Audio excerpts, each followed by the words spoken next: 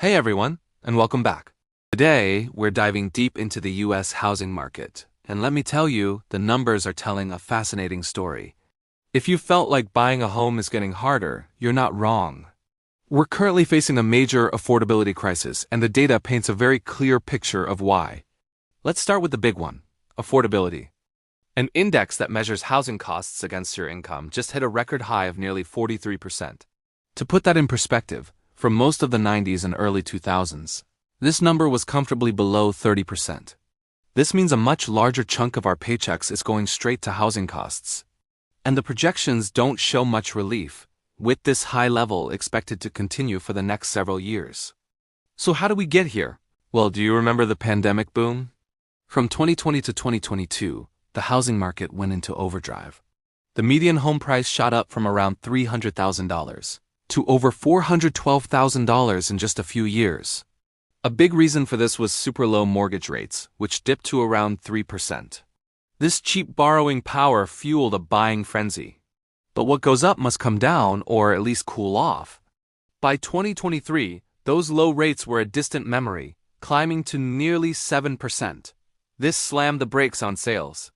The number of existing homes sold plummeted from over 6 million in 2021 to just over 4 million recently. Experts are now predicting that home price growth will flatten out, and we might even see a slight dip in prices over the next year or two before things start to slowly climb again. You might be thinking, if sales are down, shouldn't prices be dropping more? That's where the supply problem comes in. There simply aren't enough homes for sale. Back in the 2007 housing crash, there were over 3.5 million listings. Today we have just over 1 million. That's a massive drop in available homes.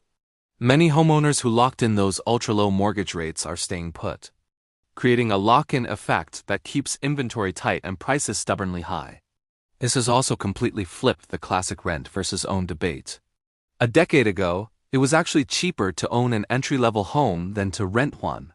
Fast forward to today, and owning that same type of home costs over $1,000 more per month than renting. And this huge gap between the cost of owning and renting is expected to stick around. So, what's the takeaway? The US housing market is in a period of major adjustment. The wild price growth is over, but high prices and rates are keeping affordability at a critical low. The lack of homes for sale is the main factor propping up the market. We're likely heading into a few years of stabilization.